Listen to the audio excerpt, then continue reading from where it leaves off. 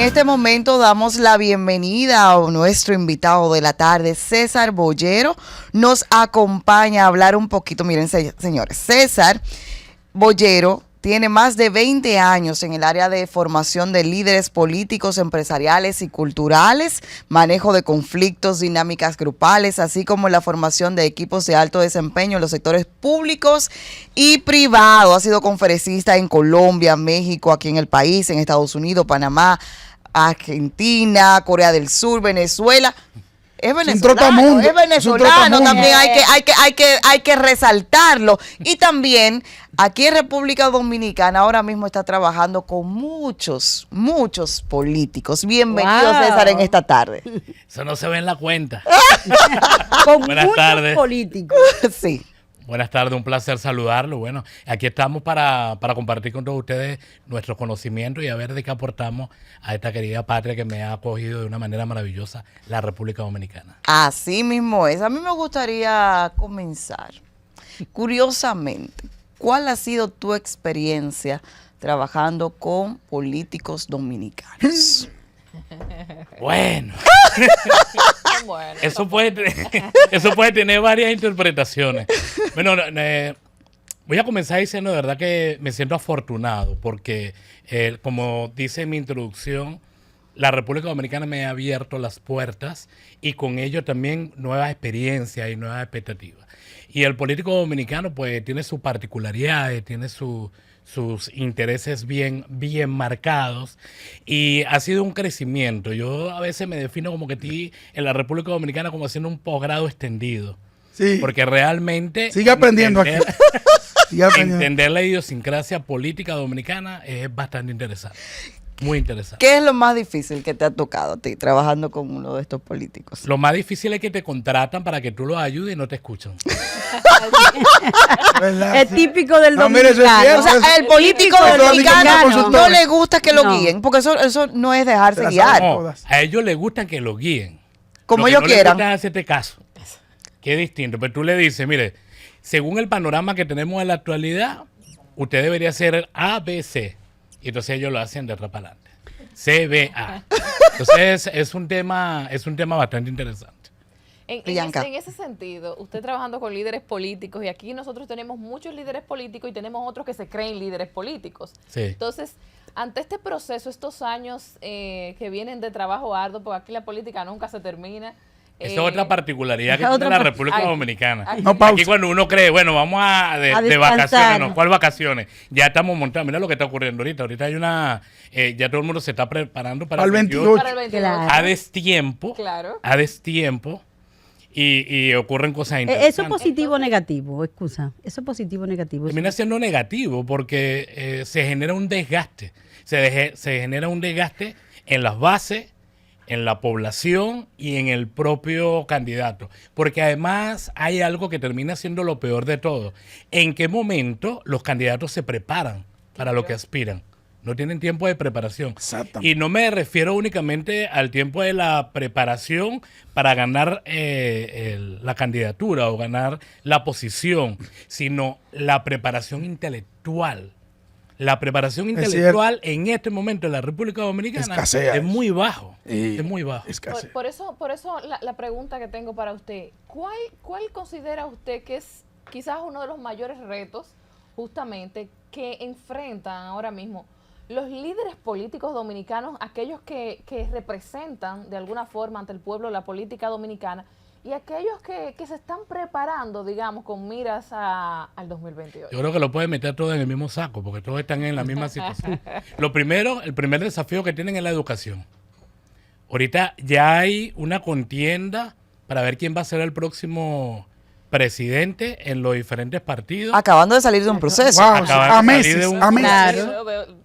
En algunos están en plena función y en vez de estar concentrados en la función pública Claro. para dar muestra de gerencia, de responsabilidad y de capacidad, Formando descuidan equipo. un poco sus funciones para dedicarse entonces a vender otra cosa. Pero aparte que están en eso, entonces tampoco lo ves preparándose en función de qué significa ser un presidente de la República. ¿Cuáles son las Tremendo. funciones, las competencias que tiene un presidente de la República? Y ahorita acabamos de salir un proceso donde acabamos de ganar y parece que estuviéramos entrando en algo nuevo, pero es la continuidad de algo que ya pasó. Y todavía siguen aprendiendo. Entonces, es un tema, es un desafío bastante interesante. Adelante, Hablando Ana. de- Ojo, habla- yo no soy analista político. hablando de Gracias a ganar, Dios. Yo no soy analista político. Gracias a Dios. hablando de ganar, ¿trabajó usted con el partido actual de gobierno en la pasada campaña? Sí. Trabajó. Siguiente pregunta. ¿Y está trabajando actualmente? Siguiente pregunta. Sí, lo que pasa es que el trabajo que yo desempeño no tiene que ver propiamente con la parte política, porque a mí me corresponde es el ser, la persona. Yo trabajo todo lo que tiene que ver con el liderazgo, todo lo que tiene que ver con la proyección personal y todo lo que tiene que ver, una vez que tú estás claro de tu tipo de liderazgo, una vez que tú estás proyectando hacia afuera, entonces viene la oratoria, cómo te estás comunicando. Entonces eso es un trabajo continuo. Ustedes lo saben muy bien, la oratoria es un Sí, trabajo sí. continuo. El alinear tu pensamiento Claro. en función de lo que tú piensas, dices y haces es un tema. Podemos decir entonces que está trabajando con líderes de los tres principales partidos y de otros, Sí. con Y muchos. de otro país. Adelante, Adrián. Interesante. Yo colijo con usted el hecho de que la preparación de los políticos es poca aquí siempre. Nosotros, En todo sentido. sí, sufrimos mucho, en realidad sufrimos mucho lo que nos toca hacer opinión pública. Pero quiero preguntarle algo sobre la cultura política. La República Dominicana, siempre en la mayoría de los estudios que se hacen sociales y barómetros de las Américas, todos los estudios aquellos, siempre aparece como un país muy conservador en términos políticos. ¿Cuál es la lectura que tiene usted del dominicano como en su pensamiento, el pensamiento político del dominicano promedio? Es decir, es conservador, es abierto, es liberal. ¿Cómo lo lee usted? Bueno, como te dije, no soy analista político, pero lo que sí te puedo decir es que como ustedes lo estaban haciendo antes de este corte, todo cambió, todo mutó. Uno de los grandes problemas que tiene el político dominicano es que la cultura partidaria se perdió. No hay cultura partidaria, no hay disciplina partidaria. Muy poco. No están preparándose las nuevas juventudes acerca del liderazgo partidario.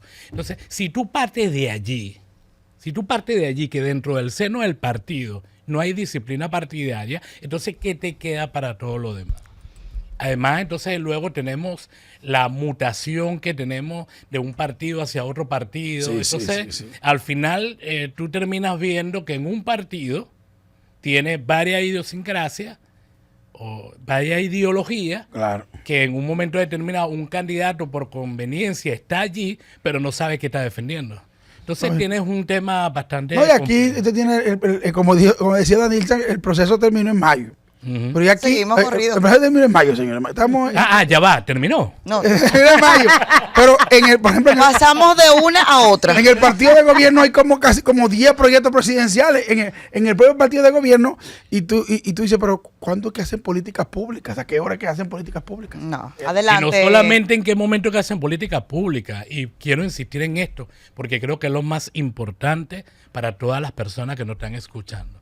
¿En qué momento se preparan para la gestión pública? Así mismo es. Adelante, Eddie. César, he escuchado cómo indica la poca formación de los políticos dominicanos y también tenemos que destacar, reconocer que nuestra clase política fue precedida por grandes políticos con mucha formación, un Balaguer, un José Francisco Peña Gómez, un Jacinto Peinado, un Leonel Fernández, Juan Bosch, y tú pues nos podría ilustrar en función de que posiblemente hay un elemento contemporáneo que podría definir quizá el comportamiento que hoy tienen los políticos y que no se dejan llevar de los asesores en función de la opinión que tienen que llevar, la imagen que tienen que tener, pero no necesariamente porque tienen una mala formación.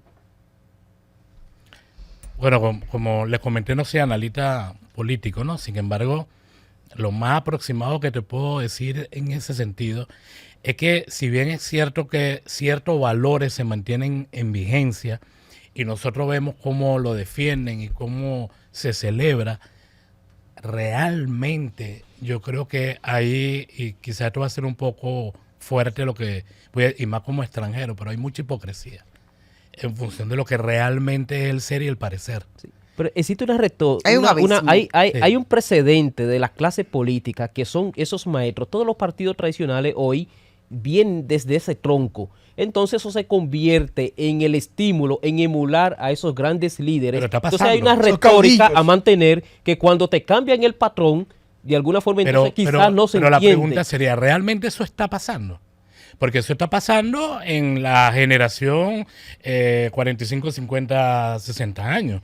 Pero en la generación más joven, Más joven. tenemos una distorsión total 100%. de lo que son las filosofías. Totalmente. De lo que son las ideologías. Pero vimos unos jóvenes participando en el proceso electoral pasado que quedaron a la más alta altura de la clase política e incluso definieron esa nueva clase política juvenil que la sociedad está Muy pidiendo. bien, y ese es el Así. punto. Definieron esa juventud, pero realmente, y esta es la pregunta para todas las personas que nos están escuchando, ¿realmente nosotros estamos escogiendo a los mejores? Tremendo. ¿Realmente dentro del seno de los partidos políticos se le está dando la oportunidad a los más capacitados? No al que inflan, al que infla el presupuesto. Pero sobre todo, es verdad, comienzan a marcar, pero ese liderazgo tiene que ser sostenido En el tiempo. que es lo más importante. Y precisamente a eso me voy, haciendo una comparación de los líderes que históricamente hemos tenido en la República Dominicana, que todavía al día de hoy, son paradigmas a seguir, sobre todo en la parte política. así. Un Joaquín Balaguer, un José Francisco Peña Gómez, Bosch. un Juan Bosch. Son Con líderes sus aciertos y históricos, desaciertos. Claro, o sea, pero en materia, parte de la en materia idiosincrasia. de liderazgo, ahora mismo, o sea, en lo que tiene que ver con la generación, ¿tú crees que vamos orientados o esta generación está orientada a llevar un liderazgo tan sostenible como esos? No, definitivamente no. Definitivamente no. Definitivamente, por eso decía que iba a ser un poco fuerte tal vez mi comentario. Hay mucha hipocresía en ese sentido. Se citan ¿cómo se dice? La herencia, se cita de donde venimos, pero realmente hay tanta distorsión con la transculturización, con la influencia de otros países, con los propios problemas que tiene el dominicano de a pie, que todavía no son resueltos. Sí, se agudizaron con- mucho en los con últimos los años. temas económicos y la distorsión de los propios temas económicos, ¿Ves tú? que realmente es muy complicado ¿Ves tú? manejar el tema del liderazgo hoy en día. ¿Algún paralelismo en el tema, por ejemplo, vinieron tú de Venezuela y cómo en Ya Venezuela... no vamos a deprimir ya. En Venezuela, no, lógicamente, cómo se fracturó el sistema político de forma radical, con un líder emergió, un redentor social, y lo refundó todo. Y tiene Venezuela vuelto un desastre. ¿Ves tú, podría, no para que sea algo apocalíptico en República Dominicana, si ves algún tipo de paralelismo aquí con el sistema político que tenemos, podríamos nosotros desembocar en algo así si los partidos no entienden que necesitan una conexión genuina con la gente? No, definitivamente no. Definitivamente no, porque cuando pudo haber pasado, pudo haber ocurrido con la influencia de Hugo Chávez, que realmente tenía un liderazgo Sí, sí. en la región por su forma, su manera y como llegó a enamorar y a Podía exportar eso, chavo. y lo logró exportar. Además también cuando eso ocurrió en una bonanza económica de Venezuela que ningún otro país la ha tenido hasta los momentos. Entonces la influencia tuvo desde el enamoramiento y del poder económico y esas condiciones están muy, muy, muy distantes de República Dominicana. Ahora bien, lo que sí está ocurriendo, y no solamente en la República Dominicana, sino en la región, tiene que ver que hay prácticas comunes en la región porque se exportan. Claro. Es como un virus que se va comiendo y se va metiendo. Entonces tú ves, hay similitudes de cosas que ocurren en Dominicana, que ocurren en Colombia, que ocurren en Venezuela, que lo ven en Panamá. Entonces eso sí está ocurriendo y no deja de ser un peligro importante de atender. Precisamente ahí va, tú con tu conocimiento y con lo que tú has aportado a esos nuevos líderes o posibles líderes de República Dominicana, ¿tú le auguras a República Dominicana que en algún momento les puede pasar algo similar a lo que le ha pasado a la región?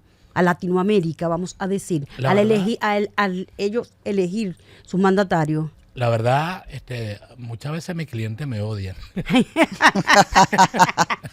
Porque yo siempre hago hincapié en la importancia de la preparación y sobre todo en la función de lo que están ejerciendo y sobre todo para lo que aspiran. Y yo creo que ahí es donde nosotros tenemos que seguir apostando. Y por supuesto que si analizamos y si vemos situaciones o símiles que estén ocurriendo en varias situaciones y sobre todo lo que está ocurriendo dentro de Dominicana para prestar atención y colocar correcciones. Aquí en nuestro chat hay todo un debate con el tema que iniciamos en el día de hoy. Por aquí saludamos a Ramón Domingo de los Santos, que también se conecta desde Hollywood, Florida, acompañándonos. César, a propósito ya lo que tiene que ver exactamente con tus funciones. ¿Cómo se comienza a trabajar en un liderazgo desde el ser? ¿Y qué importancia tiene en un ser humano una buena oratoria? Lo importante que tenemos que decir es que todos somos líderes realmente.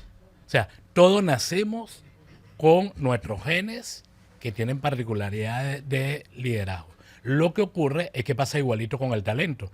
Uno lo desarrolla y otros no lo desarrollan de igual manera. Pero hay muchos casos que nos marcan la historia de situaciones particulares cuando una persona que siempre es la más callada, la que no participa, la que no de repente se pasa revela desapercibido, ocurre una situación de peligro y esa es la persona que asume el liderazgo y termina resolviendo algunas situaciones.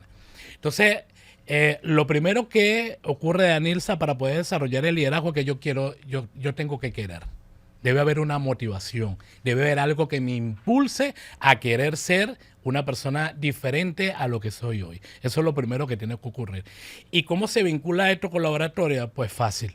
Porque es que al final, ¿qué es la oratoria? Y esto va más allá de la técnica, esto va más allá de hablar bien y pronunciar correctamente la palabra.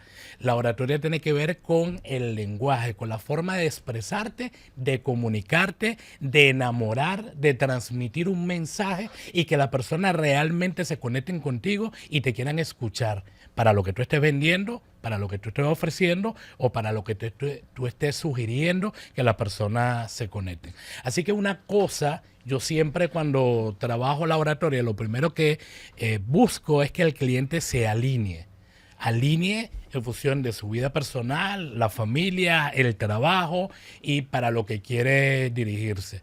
¿Por qué? Porque muchas veces nosotros... Es un con todo, es un con todo, es un equilibrio. Es un equilibrio, porque es que el equilibrio te afecta. ¿Y por qué te afecta el desequilibrio? Porque al final todo se desarrolla a través de las emociones. El cómo tú conectas a través de una emoción. El cómo la gente te sigue a través de una emoción. Cómo la gente se enamora de ti a través de una emoción. O sea, todo tiene que ver con la emoción. Pero tú no puedes conectar con nadie cuando tú estás en negativo. Porque entonces la emoción negativa se conecta con la persona y en vez de crear una empatía, lo que queda es un rechazo. Entonces, ¿qué es lo que busco yo? Lo que busco a través de mi técnica, a través de mi estilo, que es liderar tu vida, todo comienza por ti. Conociéndote a ti misma, encontrando cuáles son tus debilidades, cuáles son tus fortalezas, para qué tú quieres lo que vas a buscar. Y cuando tú tienes claridad de eso, entonces podemos comenzar a comunicar. Últimamente, bueno, no últimamente, en los últimos años se habla mucho de relevo en la política y a mí a veces me preocupa ese relevo. Y lo dejan.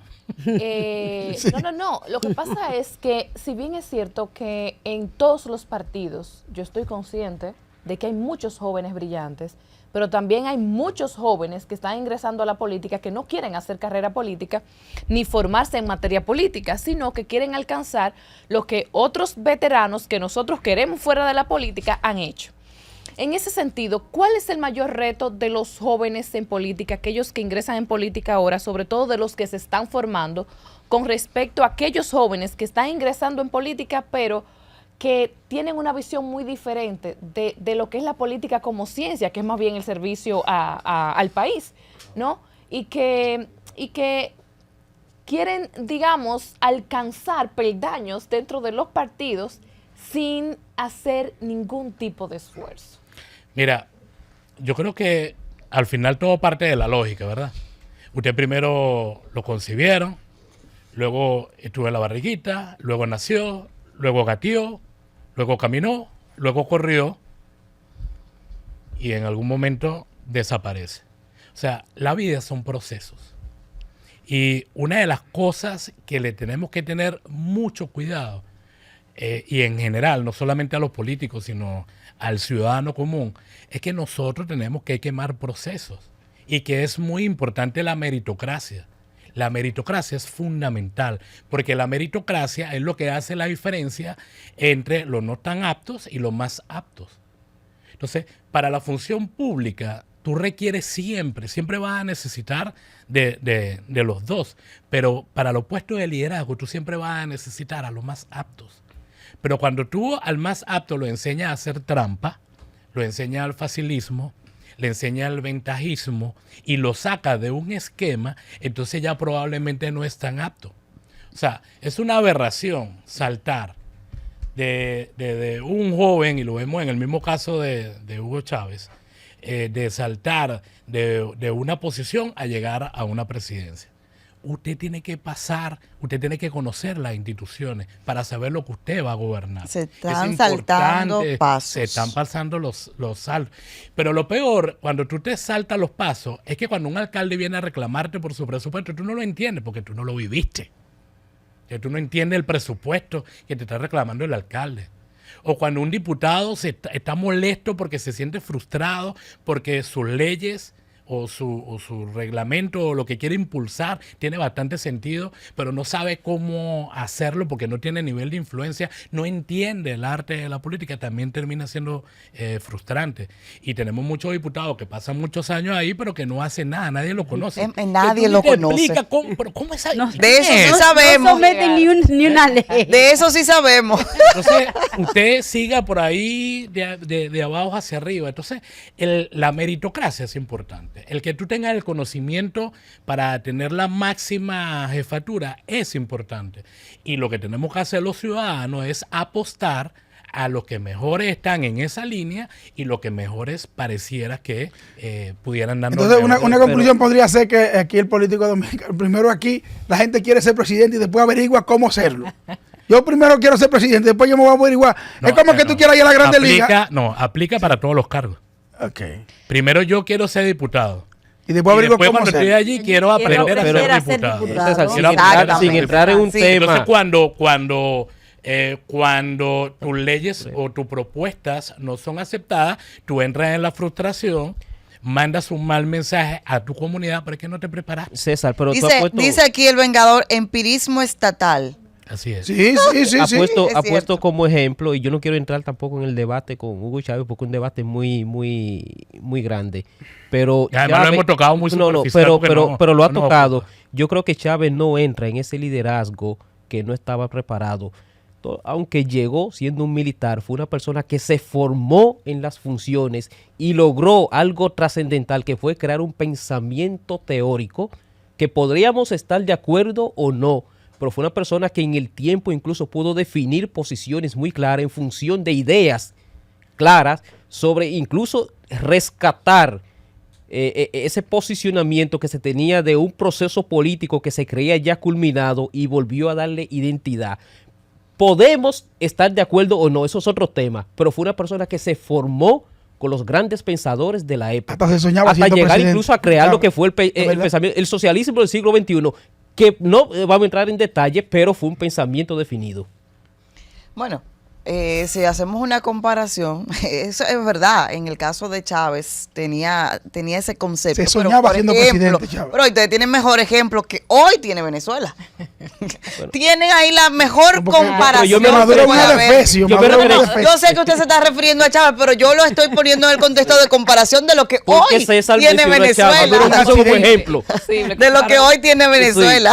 Señores, vamos a agradecerle a César Boyero que nos haya acompañado en esta tarde, en esta interesante conversación, cómo el liderazgo, trabajar desde adentro, no solamente en la parte, lo que tiene que ver con la parte política, porque nos enfocamos en esa parte, pero también trabaja con empresarios. Es a todos los políticos. Claro, trabaja con empresarios, o sea, el sector privado, porque en todo, incluyendo usted, para dirigir una empresa tiene que tener cierto liderazgo, no solamente en la parte política, de cómo manejar, hasta en un puesto de trabajo, sea el mínimo que sea, porque donde usted va a dirigir personas, tiene que saber cómo hacerlo. Muchísimas gracias por acompañarnos en Panorama de la Tarde. Gracias por la oportunidad y me gustaría dejar, si me permitieran, un mensaje Claro que al sí. final. Si algo no podemos perder de vista y quiero dejar este mensaje, es la importancia de la educación. En la educación realmente está el todo y con ella la meritocracia. Si nosotros realmente queremos, porque ya yo me siento dominicano, si nosotros realmente queremos una República Dominicana como todos la soñamos, como todos lo pensamos, sana, con buenas instituciones, tenemos que seguir apostando a la educación.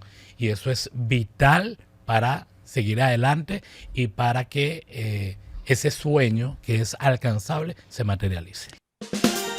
Panorama FM 96.9